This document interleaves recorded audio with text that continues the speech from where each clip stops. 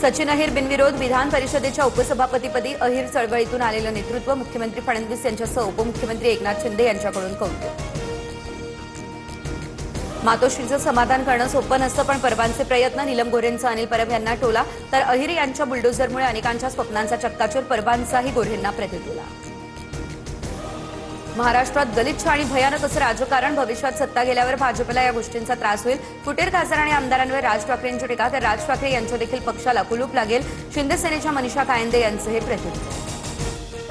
अहिरांप्रमाणे सुनील शिंदे सोबत आले तर स्वागतच। मंत्री उदय सामंत यांच्याकडून ऑफर, तर मी ठाकरेंना सोडणं अशक्य, माझे हितशत्रू वावड्या उठवतायत। सुनील शिंदेंनी शिंदेंच्या शिवसेनेमध्ये जाण्याच्या चर्चा फेटाळल्या।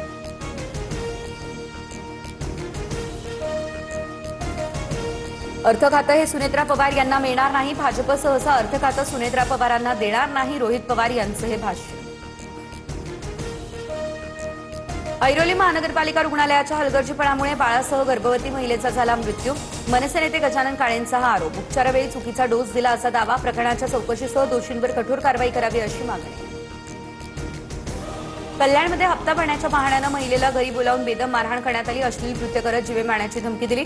खडकपाडा पोलिसात दोघांविरोधात गुन्हा देखील दाखल।